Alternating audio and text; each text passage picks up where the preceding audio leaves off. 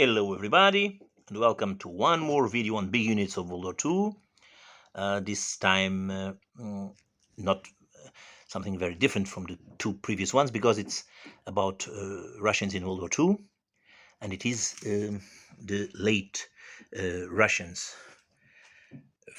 mainly for the Battle of Berlin, as I explain you later. So this is of course everything 20mm and rapid fire rules, obviously.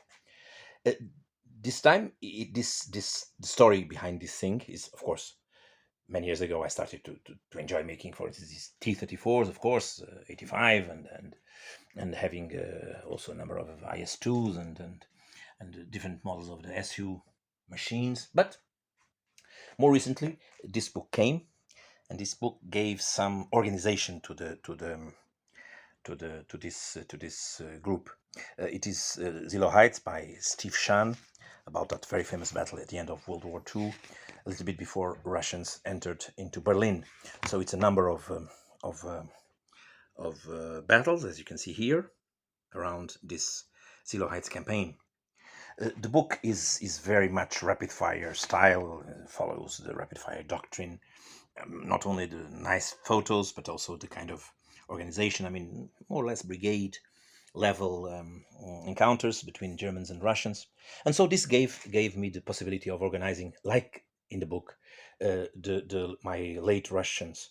The good thing about Russians, making Russians in World War II, is that infantry and most of the artillery is the same throughout the war.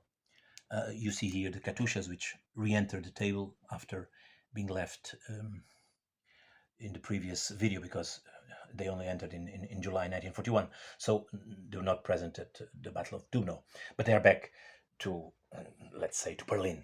So this is the good thing. You see, of course, the armor met a number of enormous changes, but infantry, which is a good thing, remained the same. The small weapons and even most of the artillery pieces made the entire World War II, because in fact they were very sturdy and very good weapons. So the Russians didn't change this thing, also of course because of industrial questions. Of course, it's always difficult, especially when you have a big army, to change this kind of stuff.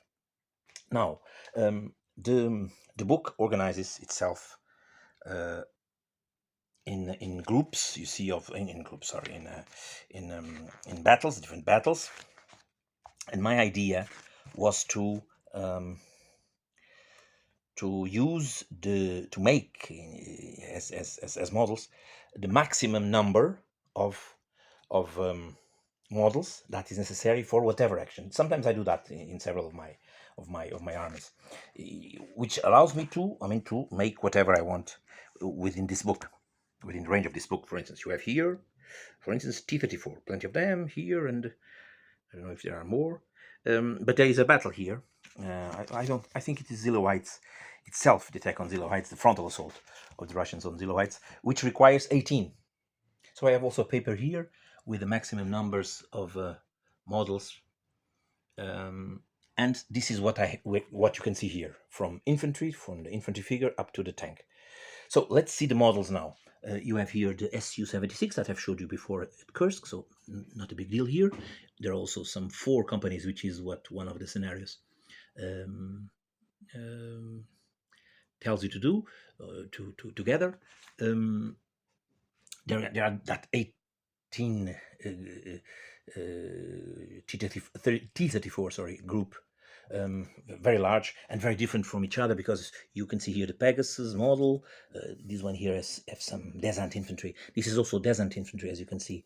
These guys can be placed, as I told you before around the Kursk video, they can be placed on the back of T-34 because they have very small bases. So this group here, for instance, these 5 here are all Pegasus. There are more Pegasus around.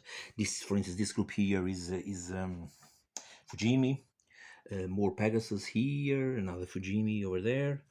2 of the very nice Mario Laranja 3D prints, and that one was my finger. It is not part of World War II. And this is the Mario Laranja T-34, which is, as you can see, something very Very beautiful. This is, of course, 3D printed in resin. And these are some, if I'm not mistaken, some Eastern Express or Ayer, I think. And we are back to Fujimi. Now for the Shermans, which was, in fact, this book made me gather a nice bunch of Sherman M42s with a 76mm gun. So you can see here, everything is resin because they're made by my friend Mario Laranja. I asked him to design and print these guys for me. So you can see here, this one. You see, it is still with the old wheels and bogies, but of course with the M42 adds a new T23, if I'm not mistaken, turret with a 76mm gun. The only thing that is not, in fact, 3D printed is this guy here, which is an Asakawa based Sherman with new wheels, of course, and plenty of touches here and there.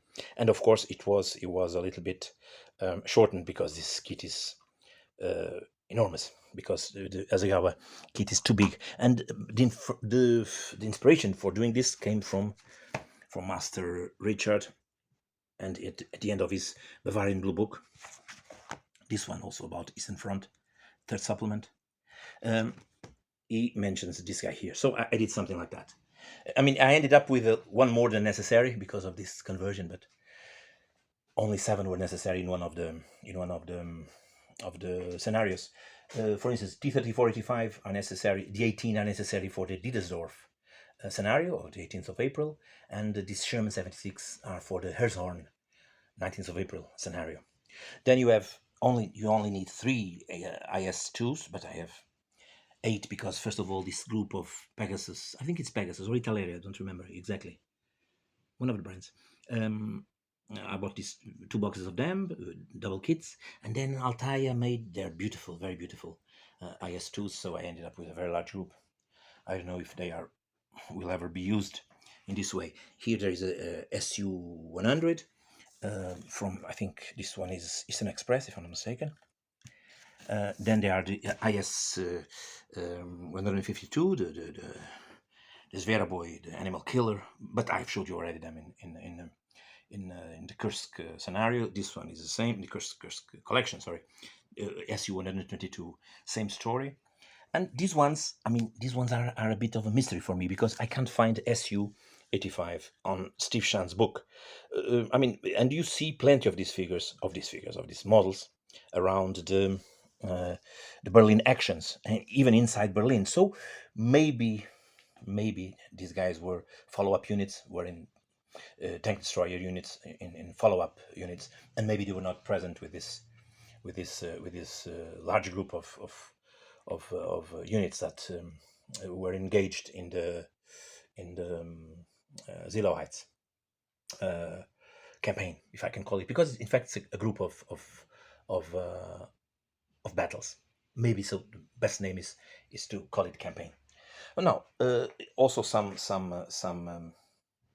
extras. For instance, a scout car here, an American Lend-Lease. I converted this T-34 from that relatively useless T-34-85. Saw some life here by this recovery version, which is in fact a relatively simple affair. So you just need to place there. I mean, as you can see, a small turret. Had a few details. Nothing very complicated. And you have a late war T-34 recovery vehicle. Now also for something I like a lot, which are these guys here. Also they were generally sent to the reconnaissance units. You can see here the amphibious jeep, also Lend-Lease. Some of them had a Maxim gun on top of it. I found some photos of it, so I used one of them as a Maxim older, if I can call it. And the rest is pretty much seen because all these things were seen in the 2 previous videos. So you have the last part of a 3-part story, if I can call it, which started in 1943, then came to 1941, and now ends in 1945. So it covers virtually the whole war. I have also some winterized Russian forces, but not that many. I want to do a little bit more on that, but that is future. So I mean, the Eastern Front is um, virtually covered from the Russian side at least, and for the Germans is also pretty much in advance. So I'll show you the Germans in the future.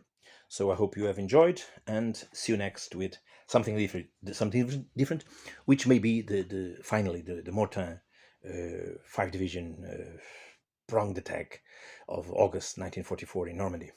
But it is a little bit boring because it will take a lot of time to put together all those things for the Germans at Mortain. Okay, it was a pleasure. Bye bye. See you soon.